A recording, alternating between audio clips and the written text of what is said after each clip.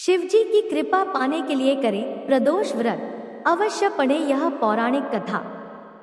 प्राचीन काल में एक गरीब पुजारी हुआ करता था। उस पुजारी की मृत्यु के बाद उसकी विधवा पत्नी अपने भरण पोषण के लिए पुत्र को साथ लेकर भीख मांगती हुई शाम तक घर वापस आती थी। एक दिन उसकी मुलाकात विदर्भ देश के राजकुमार से हुई, जो कि अपने पिता की मृत्यु के बाद दर-दर भटकने लगा था। उसकी यह हालत पुजारी की पत्नी से देखी नहीं गई। वह उस राजकुमार को अपने साथ अपने घर ले आई और पुत्र जैसा रखने लगी। एक दिन पुजारी की पत्नी अपने साथ दोनों पुत्रों को शांडिल्य ऋषि के आश्रम ले गई। वहां उसने ऋषि से शिव जी के प्रदोष व्रत की कथा एवं विधि सुनी तथा घर जाकर अब वह भी प्रदोष व्रत करने लगी। एक बार दोनों बालक वन में घूम रहे थे। उनमें से पुजारी का बेटा तो घर लौट गया, परंतु राजकुमार वन में ही रह गया। उस राजकुमार ने गंधर्व कन्याओं को क्रीड़ा करते हुए देखा तो उनसे बात करने लगा। उस कन्या का नाम अंशुमति था।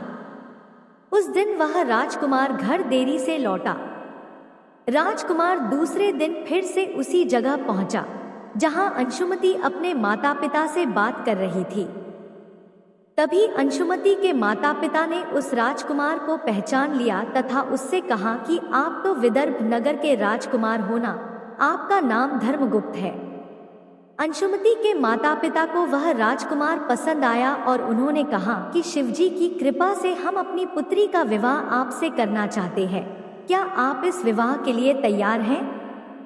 राजकुमार ने अपनी स्वीकृति दे दी तो उन दोनों का विवाह संपन्न हुआ। बाद में राजकुमार ने गंधर्व की विशाल सेना के साथ विदर्भ पर हमला किया और घमासान युद्ध कर विजय प्राप्त की तथा पत्नी के साथ राज्य करने लगा। वहां उस महल में वह पुजारी की पत्नी और पुत्र को आदर के साथ ले आया तथा साथ रखने लगा। पुजारी की पत्नी तथा पुत्र के सभी दुख व दरिद्रता दूर हो गई और वे सुख से अपना जीवन व्यतीत करने लगे। एक दिन अंशुमति ने राजकुमार से इन सभी बातों के पीछे का कारण और रहस्य पूछा। तब राजकुमार ने अंशुमति को अपने जीवन की पूरी बात बताई और साथ ही प्रदोष व्रत का महत्व और व्रत से प्राप्त फल से भी अवगत कराया। उसी दिन से प्रदोष व्रत की प्रतिष्ठा व महत्व बढ़ गया तथा मान्यतानुसार लोग यह व्रत करने लगे। कई जगहों पर अपनी श्रद्धा के अनुसार स्त्री पुरुष दोनों ही यह व्रत करते हैं। इस व्रत को करने से मनुष्य के सभी कष्ट और पाप नष्ट होते हैं एवं मनुष्य को स्वर्ग की प्राप्ति होती है।